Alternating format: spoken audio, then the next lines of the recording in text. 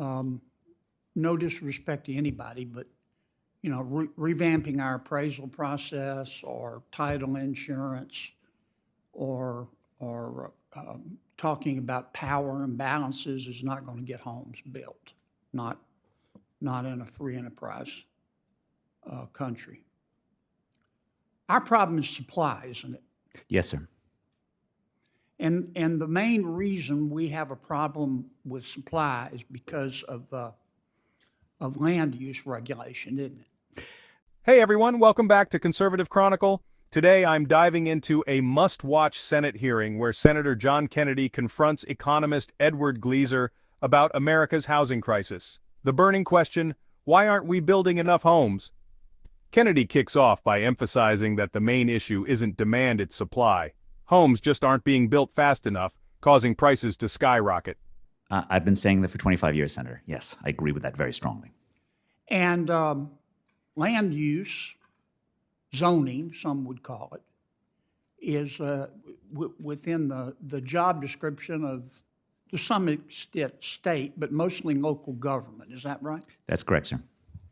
And Congress has a history, it seems to me. You can disagree, certainly, if you do, of just throwing money at the problem and trying to tell local government how to get more houses built.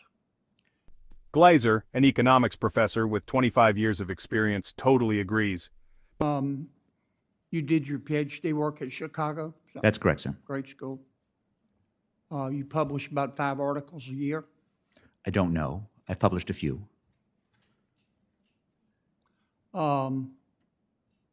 I appreciate your testimony because you not only talked about the problem, but you talked about possible solutions. But what's stopping new homes from being built? Enter the real villain: land use regulations. Cities and states have strict zoning laws that limit new housing developments. And guess what? Local politicians aren't eager to change them. Why? Because they want to stay in power. As Kennedy puts it, they like to eat and live indoors too.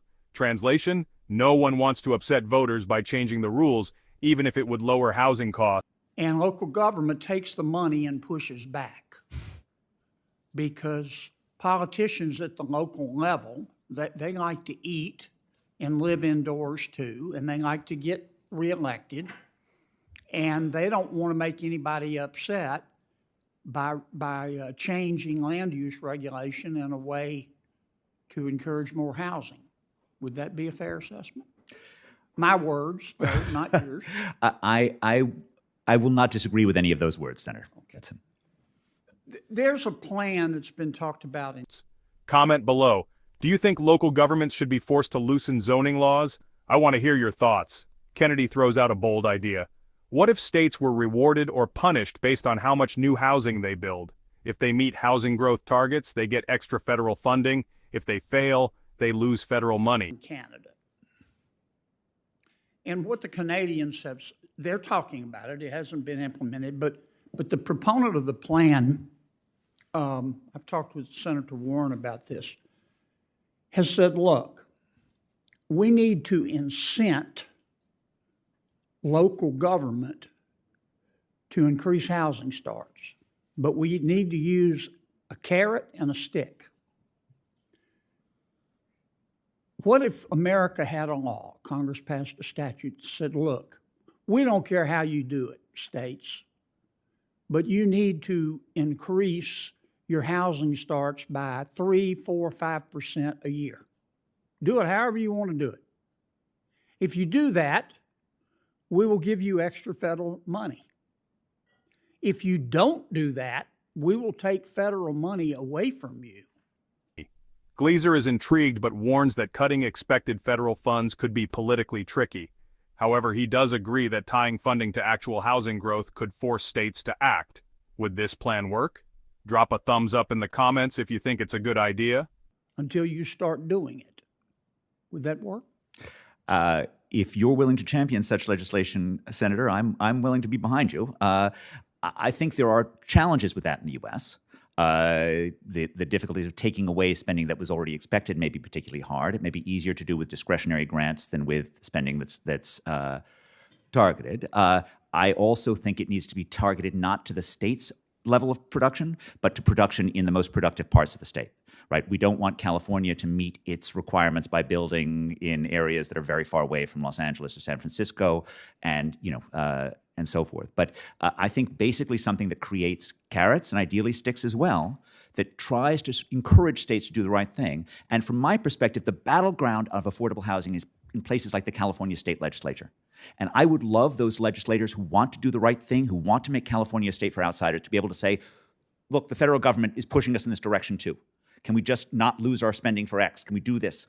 And I think that would be very powerful in the hands of state Who would legislators. be best? Gleiser raises an important point. States might try to meet housing goals in the wrong places. For example, California could build tons of homes far from job centers like Los Angeles and San Francisco. That wouldn't solve the problem. It would just push people farther away. Instead, Gleiser suggests using economic data to determine where housing should be built. He believes the Bureau of Economic Analysis should guide these decisions, not government agencies. To decide the most productive areas to incent housing? I would use Bureau of Economic Analysis numbers of output per capita. I don't think it's, but this can be debated. We can, lots of people. I would not hand it over to an agency, though.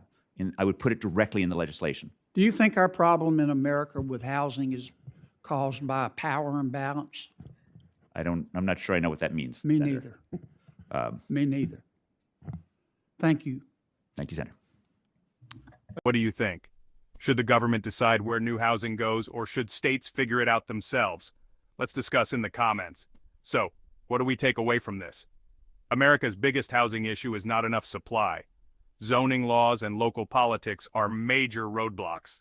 Kennedy's idea to tie federal funding to housing growth could force states to take action. Gleiser warns that it needs to be targeted to high-demand areas to be effective. Is Kennedy onto something? Will politicians actually take action? Let me know in the comments. And if you found this breakdown helpful, hit that like button, subscribe for more political deep dives, and turn on notifications so you never miss a video. Thanks for watching, and I'll see you in the next one.